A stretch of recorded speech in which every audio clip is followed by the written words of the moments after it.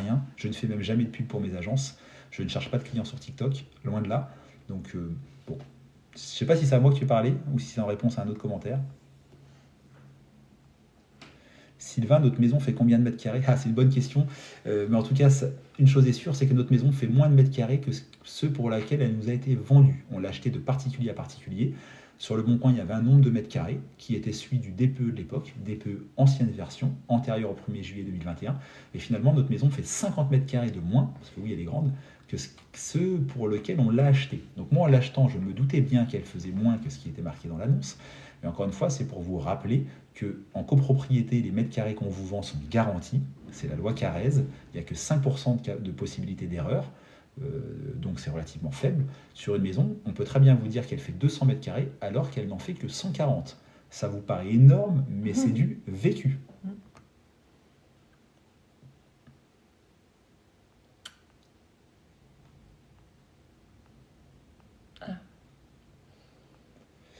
Alors, Tu as la question sur les courtiers? Oui. Est-ce que votre maison fait 140? Non, elle fait un petit peu plus. On semble avoir un métier de rêve, vraiment ça donne envie. Loin de là, c'est un métier qui a plein d'inconvénients. Le métier d'immobilier, il est très impliquant émotionnellement parlant. On travaille vraiment sur de l'humain dans notre métier d'agent immobilier. Donc c'est très enrichissant, c'est très valorisant quand on a des réussites. Et c'est aussi, si on s'implique humainement, c'est aussi très impactant quand on a des gens qui, au bout de 2 mois, nous lâchent alors qu'on a investi énormément de temps pour eux, de bienveillance, etc. Donc c'est un beau métier, moi je l'aime. Il est ni facile ni difficile. Pour un investissement immobilier, vous conseillez de démarcher chaque banque ou un courtier? Nous, à titre personnel, on fait via une banque parce qu'on a des situations compliquées, gérant d'entreprise, fort endettement, etc. Par contre, monsieur et madame tout le monde qui a 2 CDI, qui veut acheter une RP, un courtier peut être une bonne solution pour vous faire gagner beaucoup de temps. Certes, il va vous facturer 800, 1000, 1200 euros de frais de courtage, ça c'est vrai, mais en théorie, il est censé vous permettre de réaliser une belle économie sur le taux. En moyenne, 0,30, 0,40.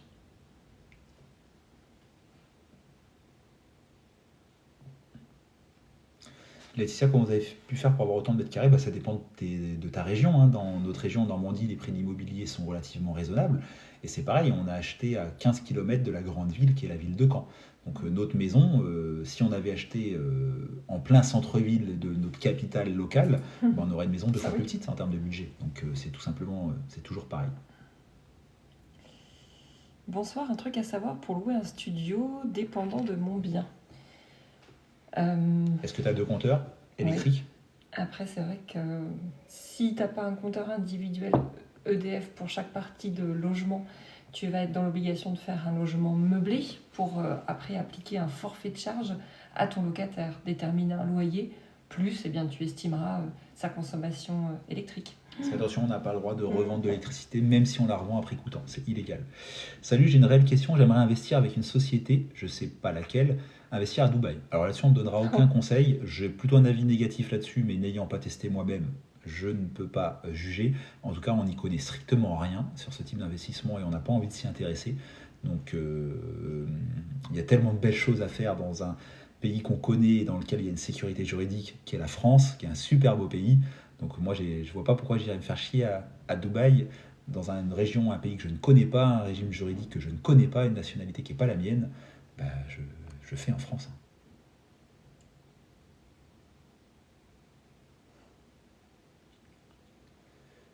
C'est moi qui t'ai vendu la maison, très bon choix. Par contre, j'avais abusé en disant que tu achetais à Versailles. Alors, je ne sais pas à qui tu parles, Sylvain. Pour un meublé, on peut faire un compteur pour 2 habitations. Presque. Pour un meublé de base, non. Mais si, comme Flavie vous l'a dit, on fait un loyer avec un forfait de charge, c'est-à-dire qu'on ne régularise en rien la consommation électrique du locataire, quand bien même il consomme énormément, quand bien même il met des lampes à sodium pour faire pousser de la bœuf, quand bien même, là on peut avoir un seul compteur EDF pour 2 logements. C'est le seul cas de figure. Location meublée avec forfait de charge non régularisable, non régularisé. J'ai bien dit? Oui. La parenthèse sur la bœuf, c'était pas nécessaire. Non. Je l'ai senti dans ton regard. Quel est l'avantage de la location nue? La simplicité. Ah oui. La simplicité et le déficit foncier. Sous réserve qu'on fasse beaucoup de travaux, la location nue devient plus intéressante que la location meublée, parce qu'en location meublée, on peut ramener les recettes, les loyers à zéro, mais pas se mettre en déficit, en tout cas en LMNP, alors qu'en location nue, on peut facilement, grâce aux travaux, se mettre en déficit foncier de 10 700 euros sur ses revenus d'activité et donc faire baisser ses impôts. Donc la location nue, si on achète régulièrement des biens avec travaux, c'est magique.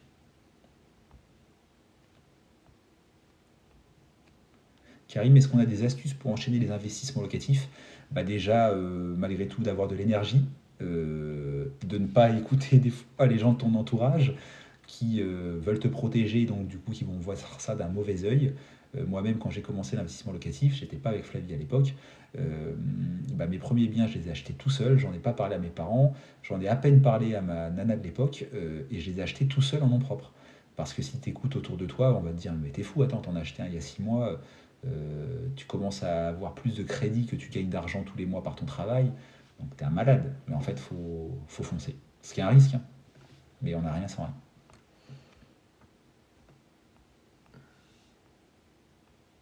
Ah, Moody, tu veux répondre à la question de Moody?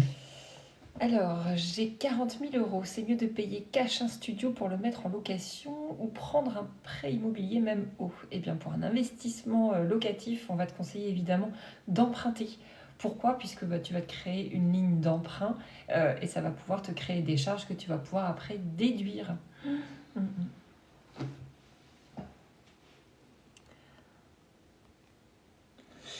Agence MOF, pas de problème. Et pour une SCI, il faut payer quelque chose pour l'ouvrir. Comment ça se passe? Oui, obligatoirement. SCI, il y a 3 options. Option 1, tu gères tout toi-même comme un grand. L'inscription, déclaration au greffe, tu rédiges tes statuts toi-même comme un grand. Quand bien même, ça te coûtera environ 400 euros pour la créer. Parce qu'il y a des frais d'inscription et il y a des frais d'annonce légale dans un journal. C'est obligatoire. Option 2, tu passes sur Internet par des sites qui vont te donner un minimum de conseils, qui vont te donner des statuts un minimum vérifiés par des pros et qui vont faire les démarches à ta place. Là, tu passes de 400 à 800 environ. Option 3, tu passes par un professionnel qui te reçoit dans un bureau, qui te parle de ton projet, qui te demande ta composition de famille, qui parle des associés, du pacte d'associés, des statuts. Et là, tu passes de 800 à 1500, 2000 euros de frais. Mais dans tous les cas, il est impossible de monter une SCI gratuitement.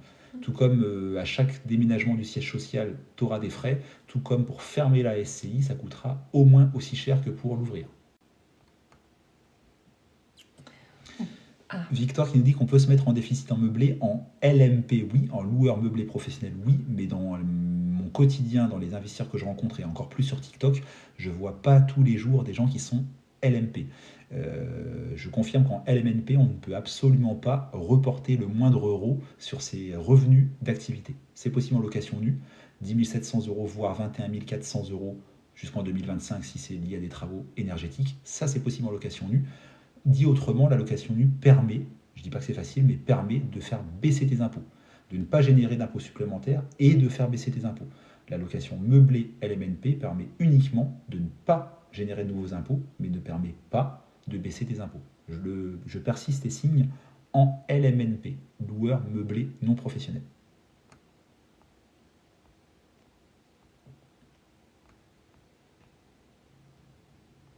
Il y avait une question d'une personne qui l'a posée 2 fois, savoir quand on observe une annonce sur Le Bon Coin. Ouais. Avec un prix attractif, et c'est pas une agence immobilière, c'est un particulier, comment ne pas se faire arnaquer? Quels sont les conseils?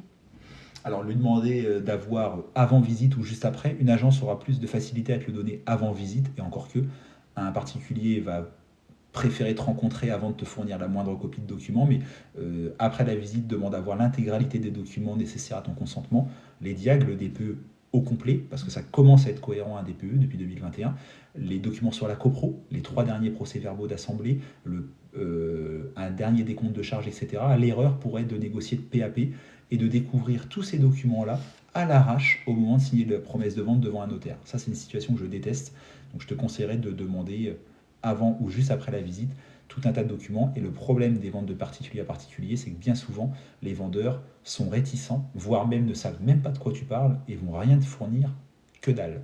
Et donc du coup, c'est malheureusement au dernier moment que tu les découvriras, du coup, ces documents-là. BHBG Pâtisserie qui nous dit qui nous demande à quelle fréquence on fait des lives. Et là, on en fait en règle générale 1 fois par semaine. Une fois par semaine, en moyenne. 2 quand on est motivé. Quand on n'a vraiment rien d'autre à faire. Ça va tomber souvent le lundi soir ou le mardi soir. Ouais, souvent. une fois par semaine en moyenne. Mm. On s'engage à rien, encore une fois, c'est du bénévolat TikTok, donc on ne prend pas d'engagement de se dire tiens, mercredi à 19h un live, parce on serait capable d'avoir des gens qui se plaignent qu'on ne soit pas là alors que c'est gratuit. C'est vrai. Donc, Ulan qui nous dit si j'ai payé 700 euros chez un notaire, ça me paraît être un tarif ultra bas, Ulan. Alors tu parles de quoi? Tu parles de 700 euros pour ces frais de conseil ou tu parles de 700 euros frais de constitution et frais d'annonce légale inclus? Si c'est 700 euros tout compris, ça me paraît un tarif jamais vu. Si c'est 700 euros plus 400, c'est pas déconnant, on revient à peu près à ce que je disais tout à l'heure.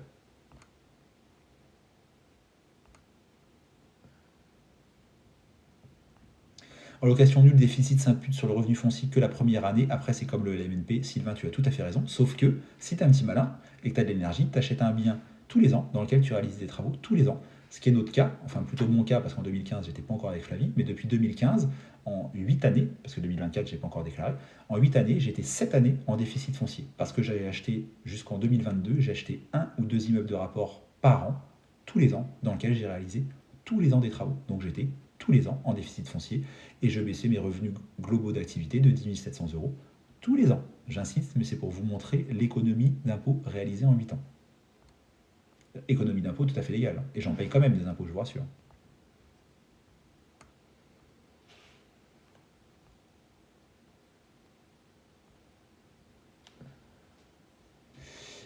Adam, as-tu des news sur nouvelle fiscalité? La seule chose qui change en 2024 sur la loi de finances 2024, c'est le fameux meublé de tourisme où l'abattement passe de 71% à 30%, mais en vrai, ça concerne peu de personnes. Alex, il nous dit jamais entendu autant de conneries. Eh bah écoute, tant mieux, au moins tu auras entendu des choses ce soir. Nas qui nous dit qu'il a 3 appartements en nom propre. Alors tu les exploites comment, Nas? Tu les exploites en location nue ou en meublé? Parce qu'il faut se souvenir que la SCI auquel on pense souvent, et celle qui est le plus créée, c'est la SCI à l'IR, à l'impôt sur le revenu. Et dans une SCI à l'IR, messieurs, dames, on ne fait pas de location meublée, parce que c'est une société civile, alors que la location meublée, s'il faut le rappeler encore une fois, c'est une activité commerciale.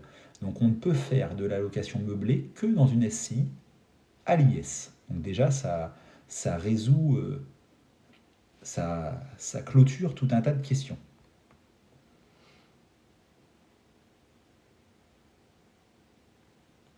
Comment tu fais pour louer, faire des travaux pendant 7 ans? Ah bah c'est pas dans les mêmes biens que je fais des travaux, je te rassure Victor, c'est tous les ans dans un bien nouveau. Et c'est ce qui fait que jusqu'en 2022, et je me suis calmé maintenant, Leroy Merlin était ma deuxième maison. Une fois j'ai regardé, j'ai téléchargé l'appli de Leroy Merlin avec ma carte maison et j'ai vu que l'année où j'ai mis le plus d'argent à Leroy Merlin, j'ai mis 63 000 euros d'achat de matériaux à Leroy Merlin. Donc c'était pour te montrer l'ampleur des chantiers que je faisais à l'époque. Où j'avais toujours un sac de map et 3 pots de peinture dans le coffre de ma bagnole. Je ne faisais pas les travaux moi-même, mais j'ai toujours, pour tout ce qui est carrelage, peinture, j'ai toujours travaillé avec des auto-entrepreneurs, donc j'avais des factures de main-d'œuvre, mais je fournissais moi-même les matériaux, ce qui fait que j'avais beaucoup de choses à apporter. Apparemment, ça serait 5 000 euros pour les faire passer en SCI, d'accord Nas, mais quel serait l'intérêt? Déjà, tu me dis G en nom propre et tu me parles de SCI. Donc G, c'est sûrement que tu es toute seule ou tout seul, et SCI, il faut être deux. Donc déjà, est-ce que tu as bien trouvé un associé?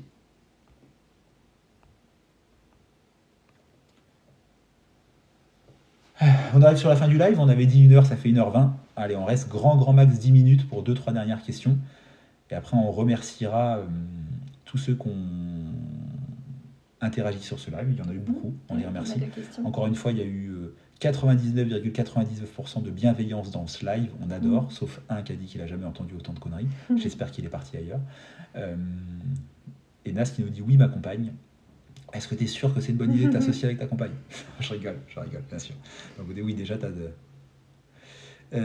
qui peut être la personne morale dans la SCI? Tout un tas d'autres sociétés, une SARL, une SAS, une autre SCI, patati patata, tout un tas d'autres sociétés. Joe qui nous dit vous êtes au top, merci Joe, ça fait plaisir. Pensez bien à vous abonner au compte de Flavie. J'ai moi aussi, pour ceux qui aiment ma personnalité et qui veulent me voir dans un sujet beaucoup plus rigolo, beaucoup moins professionnel, c'est un compte de bagnole. J'ai un compte qui s'appelle les bolides de Patoche. Si quelqu'un veut le taguer dans les commentaires, ça me ferait plaisir. S'il y a des gens qui veulent s'y abonner, j'y parle voiture de collection, parce qu'on en a 2 avec Flavie. J'y parle Youngtimer, parce qu'on en a une. Et j'y parle bagnole en général. Donc bagnole ancienne, hein, à moteur thermique, évidemment. Ah, merci Mehdi. Merci ma femme, ici présente. Capitaine Flemme qui nous dit Hello, ça fait longtemps. Ça fait longtemps quoi? J'ai pas vu ton message supplémentaire. Jack, louer un appartement à sa maman, c'est possible. Attention, ta maman ne pourra pas bénéficier des aides de la CAF si elle y est éligible auprès d'un autre bailleur.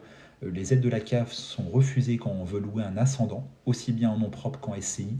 Ça, j'en ai eu la confirmation il y a peu de temps, parce qu'on a vendu la semaine dernière dans une de nos agences un appartement à un jeune monsieur qui l'achète pour le louer à sa maman, et sa maman a le droit, au niveau de ses revenus, aux aides de la CAF. Donc on a creusé une question qui nous est peu fréquemment posée, et malheureusement la réponse est sur servicepublic.fr, donc le site de l'État, et la maman ne peut pas bénéficier d'aide de la CAF quand bien même elle y est éligible parce qu'elle a un lien de parenté direct avec le bailleur. Et le fait de mettre une SCI entre deux ne fait pas écran. Carrie qui nous dit le DPE 2024-2025, c'est quoi ta question? Merci Bédi encore pour ton message de bienveillance, C'est trop gentil. Merci beaucoup. Ah, ça fait longtemps que tu n'avais pas fait de live. J'en sais rien. Pas aussi longtemps que ça, je crois, la semaine dernière. La semaine dernière, oui. Puis il s'y remet avec moi. Coucou, elle te regarde avec vous. Merci, c'est gentil. C'est gentil. J'ai effectivement la chance d'avoir une femme très amoureuse. Oui. Qui a des yeux plus sympas que moi. Moi, j'ai des yeux de cochon, des yeux noirs. Capitaine Fly qui nous dit c'est toujours top. Merci, avec plaisir. Je rediffuse les lives sur YouTube. Alors, je dis pas que ça passionne 100 000 personnes, mais pour ceux qui se disent j'aurais envie de le revoir, je rediffuse les lives sur YouTube, sur une chaîne nouvellement créée qui s'appelle Les Conseils Immo de Patoche, dans la même chose que sur TikTok. Et j'y ai d'ailleurs publié 2 vidéos qui n'ont pas été sur TikTok. Donc, si certains veulent aller voir sur YouTube, Les Conseils Immo de Patoche, nouvelle chaîne. Est-ce qu'on prend des alternants? Oui, on en a actuellement 6. Ouais, alors on n'en prend que à chaque rentrée, donc on n'en prend pas en ce moment, mais on en prendra en juin-juillet pour la rentrée prochaine. Et on prend par contre l'UPAD de BTS, on accepte de prendre des alternants, mais on veut parler le même langage. Donc on veut qu'ils aient fait au moins un BTS profession immobilière avant de nous rejoindre, qu'on n'ait pas besoin de leur expliquer ce qu'est la loi Hoguet, ce qu'est un mandat de vente, ce qu'est un diagnostic. Donc on accepte de former des jeunes, on en forme 5 ou 6 tous les ans, donc on est vraiment là-dedans. Mais obligatoirement titulaire du BTS profession immobilière. Obligatoirement. Il y a encore tellement de choses à leur apprendre alors qu'ils ont un BTS PI que s'ils ne l'avaient pas.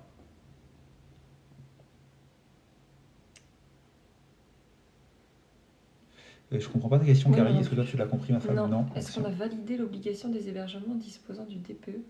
Je sais pas de quoi tu parles. Non. Précise ta question, Carrie. Ah, ça, je l'ignore. Pas ma connaissance, Carrie, mais je répète, j'ai mis pas avant ma connaissance, donc ne prenez pas ça pour argent comptant. En bachelor immobilier, 3e année, c'est bon du coup? Oui, c'est tout à fait le cas. Donc, est-ce que tu es de notre région? Est-ce que tu es du Calvados? N'hésite pas à nous dire d'où tu es. Et effectivement, on recrutera pour la rentrée prochaine dans différentes de nos agences. On recrutera par exemple à l'agence de Falaise de façon certaine, on recrutera à l'agence de Thury-Harcourt de façon certaine. À Caen, je ne pense pas. À Bayeux peut-être, et à Courseulles peut-être. Falaise et Thury-Harcourt, c'est sûr. Ah oui, t'es à Versailles. Bah non, ça va pas coller. Ça fait un peu loin. Julien, comment négocier les frais d'agence immobilier en tant qu'acquéreur? Merci beaucoup. Eh ben, en le demandant, c'est tout à fait possible et légal. Depuis 2021, une agence immobilière a tout à fait le droit de baisser ses honoraires à un client et pas à un autre. Ce n'était pas le cas avant 2021, il faut le savoir. Et c'est au bon vouloir, c'est une politique commerciale de l'agence. Il y a plein d'agences qui le font.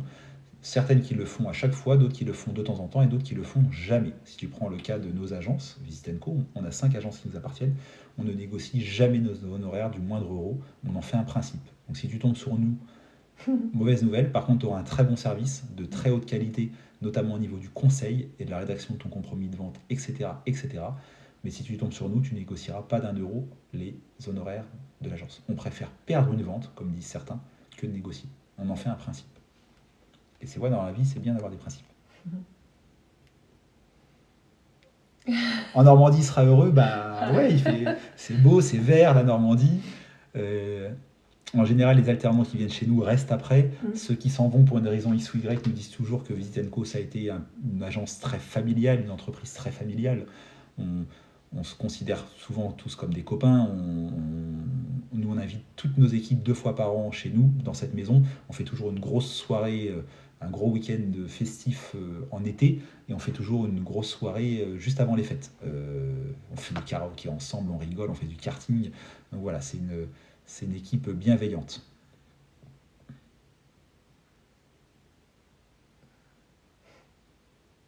Toute la région jusqu'au Pays Basque, c'est top. Ah oui, le Pays Basque, c'est chouette, mais ça nous fait une petite trotte entre chez vous et chez nous.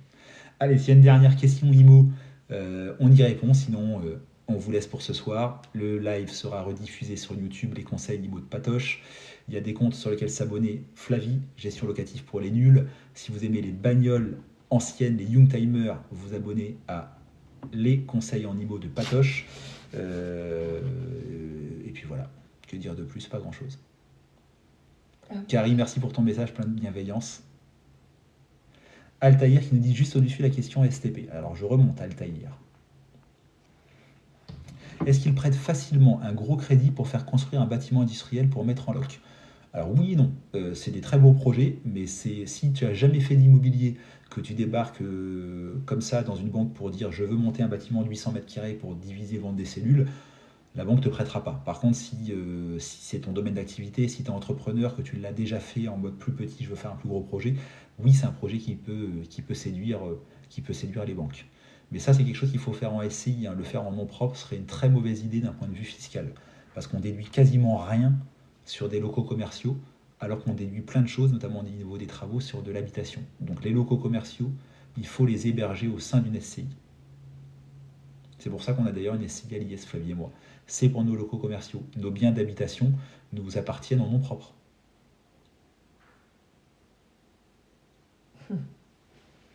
Merci Carrie, c'est gentil. Adorable. Moi je me suis pas senti au top pourtant sur ce live, peut-être je sais pas, moins d'énergie que certaines fois, donc je me suis pas trouvé très bon. Mais si toi t'as trouvé ça agréable, bah écoute, tant mieux. Tant mieux, ça nous fait plaisir, on l'a pas fait pour rien. Ah ouais, je crois qu'il y a... C'est la fin. C'est la fin. Je récapitule 2 supports qu'on peut vous envoyer gratuitement. Celui-là, c'est pas nous qui le faisons, mais ça peut vous éviter de le chercher. Les aides financières en 2024, c'est lié au logement évidemment, et c'est aussi bien valable pour les gens qui sont propriétaires de leur résidence principale que pour ceux qui font du locatif.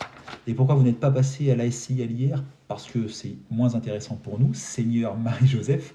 Pourtant, j'ai une SCI à l'IR, pas avec Flavie, avec mon meilleur ami. Moi, je suis associé, j'ai 50% de part dans 2 SCI. Une à l'IR, SCI Deuxième Patrimoine, si vous voulez regarder sur Internet, parce que je sais que des fois certains mettent en cause des choses, et SCI Évidence pour la SCI à l'IS qu'on a, Flavie et moi.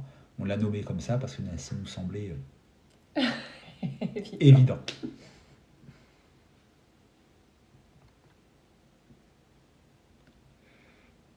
Ah, Damien. Allez, ce sera la dernière question. Il te connaît. Je crois que tu n'aimes pas trop la location de garage. Oui, tu as raison. Peux-tu me dire pourquoi, s'il te plaît? Parce que ça représente énormément de travail pour un enrichissement en loyer et en capital très faible. Si tu prends ma région, notre région, un garage vaut en moyenne 10 000 euros chez nous. En moyenne, ça peut être moins, ça peut être plus. Et se loue en moyenne 60-70 euros par mois. Donc admettons que tu te dis, tiens, je veux me constituer une rente de 1 000 euros par mois pour la retraite ou bref. Et ben, ça veut dire qu'il faut que tu achètes 13 garages dans ma région. Et donc, du coup, tu fasses 13 fois des visites pour les louer, parce que ça ne se loue pas tout seul. Que tu ailles 13 fois sur place pour signer un bail et faire un état des lieux, parce que ça ne se fait pas tout seul, tu n'envoies pas les clés par la poste. Que 13 fois par an, tu vérifies que ton locataire est bien assuré en lui réclamant une attestation d'assurance, que tu les cours après, parce que des fois, il n'est pas assuré parce qu'il s'en fout. Que tous les mois ou tous les trimestres, tu envoies des quittances à tes locataires s'ils en font la demande. Alors que tu pourrais avoir 1 000 euros sur une seule maison. Donc moi, je trouve les garages très, très chronophages. Et j'ai pas envie de me faire chier à avoir...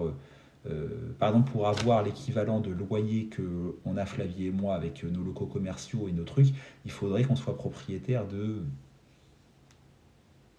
200 ou 300 garages. Ça voudrait dire qu'on aurait 200 ou 300 locataires.